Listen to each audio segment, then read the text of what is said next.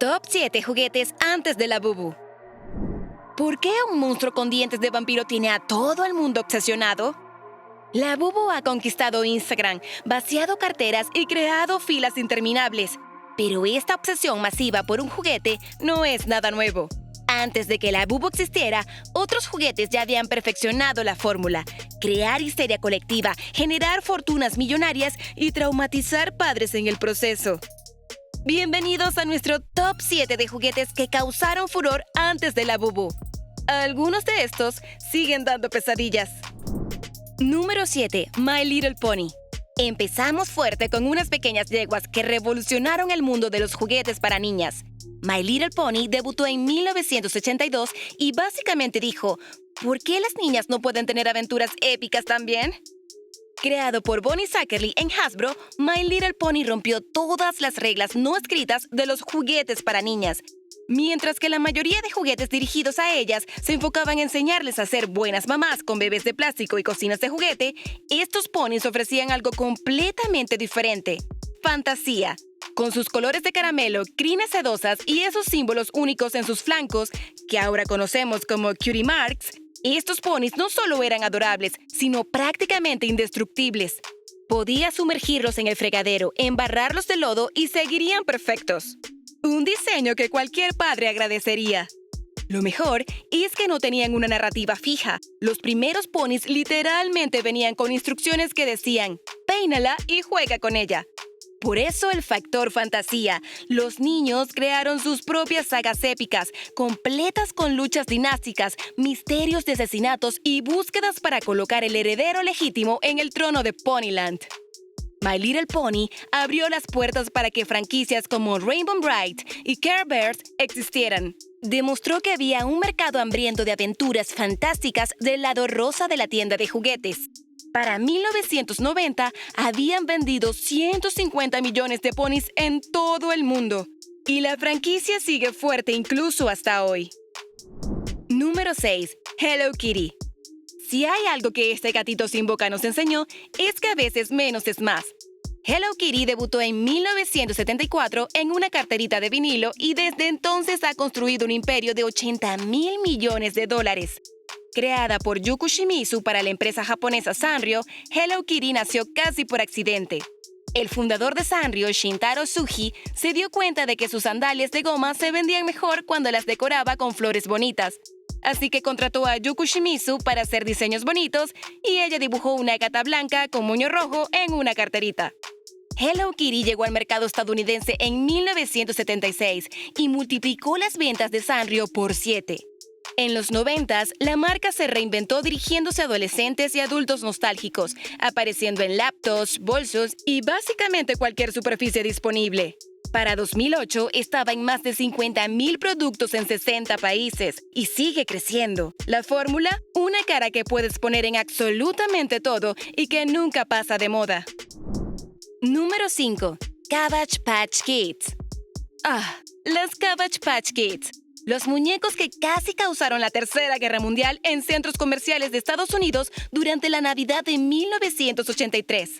Esta historia tiene más drama que una telenovela. Todo comenzó con Martha Nelson Thomas, una artista folk de Kentucky que en los 70s creaba muñecos únicos hechos a mano llamados Doll Babies. Después aparece Xavier Roberts, un joven de Georgia que conoció a Thomas en una feria de artesanías. Se inspiró en su trabajo y decidió que él podía hacer lo mismo, pero mejor y con copyright. Roberts transformó las creaciones artesanales de Thomas en un fenómeno comercial, completo, con certificados de adopción, nombres únicos y una mitología elaborada sobre cómo nacían de repollos gracias a unas criaturas mágicas llamadas Bunny Bees.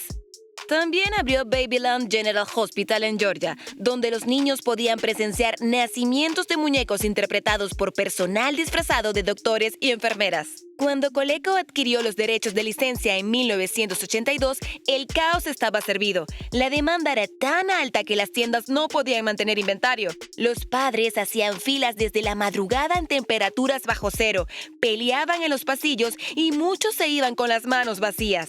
Para finales de 1983, se habían vendido cerca de 3 millones de muñecos y el precio en el mercado negro alcanzaba los $300.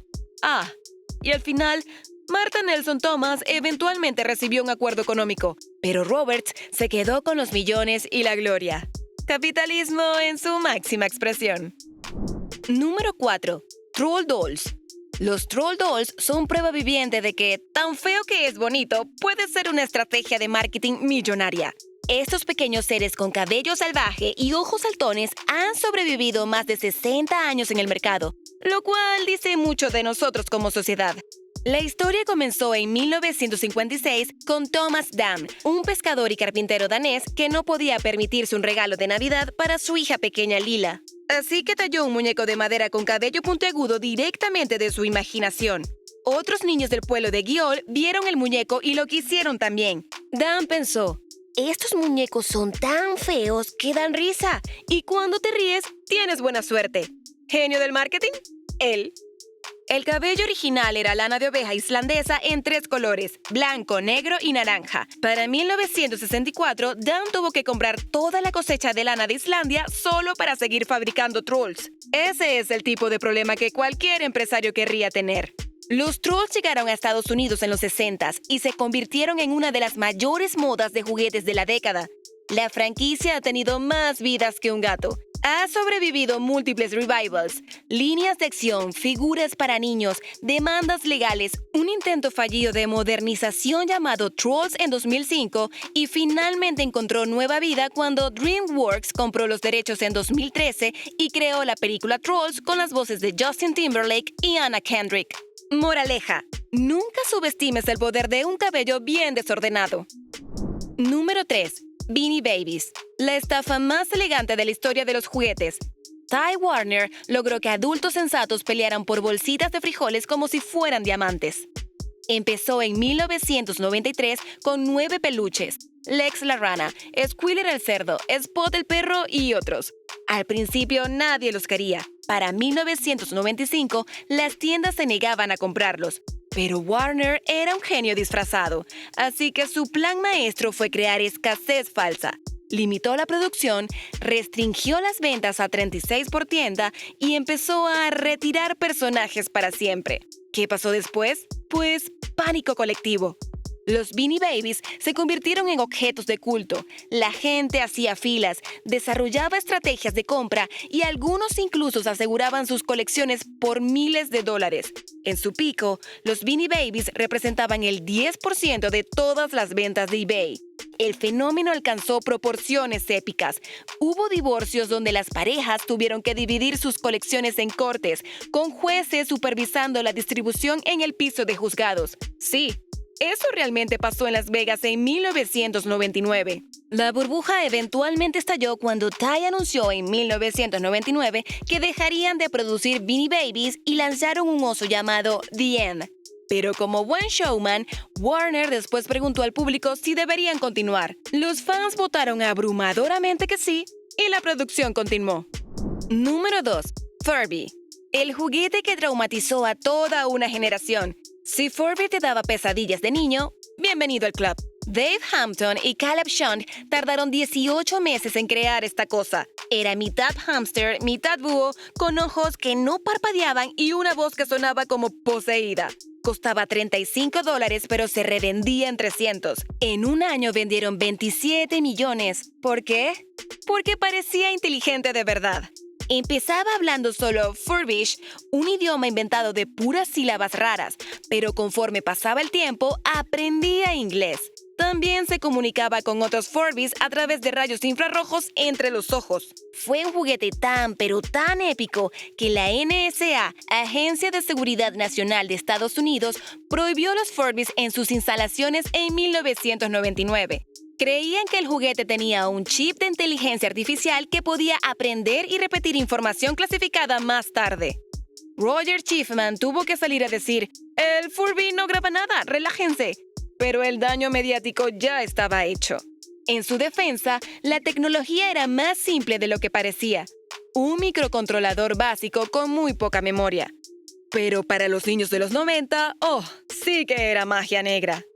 Furby ha regresado varias veces, 2005, 2012, 2016 y 2023. Pero ninguno ha logrado el terror existencial del original. Número 1. Tamagotchi. El ganador absoluto. El aparatito que nos enseñó sobre responsabilidad, presión social y el dolor de perder a alguien que querías, aunque fuera solo píxeles. Akihiro Yokoi y Aki Maita lo crearon en Japón en 1996. El nombre es una combinación de Tamago, huevo en japonés, y Ouchi, reloj. Simple pero adictivo. Cuidar una mascota virtual presionando botones que simulaban alimentarla, disciplinarla y jugar con ella. Si la descuidabas, moría. Y cuando decimos moría, hablamos de trauma emocional real. Hubo casos documentados de adolescentes enviando sus tamagotchis a cementerios para darles sepultura apropiada. El Tamagotchi original se convirtió en una obsesión global. Las ventas alcanzaron 40 millones de unidades mundialmente, incluyendo 12 millones solo en Estados Unidos y Canadá. El éxito fue tan inesperado que Bandai luchó para mantener el ritmo de producción. Los empleados de la empresa tenían prohibido cargar bolsas con el logo de Bandai por miedo a robos. La locura se calmó hacia 1998 por sobreproducción. Bandai perdió 6.000 millones de yenes, pero regresó en 2004 y ha tenido varias resurrecciones desde entonces. En 2025 lo metieron al Salón de la Fama de los videojuegos. Para 2023 habían vendido más de 91 millones mundialmente. No está mal para un aparato que básicamente te convertía en padre de una pelotita de píxeles que te despertaba a medianoche. Y ahí lo tienen, 7 juguetes que demostraron el poder del marketing genius, la psicología del consumidor y la capacidad humana para obsesionarse con pedazos de plástico. Desde mascotas virtuales que requerían atención 24/7 hasta muñecos que causaron disturbios en centros comerciales. Estos juguetes no solo dominaron sus épocas, definieron generaciones enteras. Establecieron las reglas del juego que la Bubu sigue hoy. Crear escasez, construir mitología y apelar a nuestro lado más coleccionista. Ahora tú cuéntanos, ¿cuál de estos juguetes marcó tu infancia? O mejor aún, ¿cuál te sigue dando pesadillas? Te leo en los comentarios. Y recuerden, suscríbanse, denle me gusta y prepárense para el próximo juguete que los haga vaciar su cartera, porque sabemos que va a pasar. La historia siempre se repite, solo que con mejor marketing. ¡Hasta la próxima, coleccionistas compulsivos!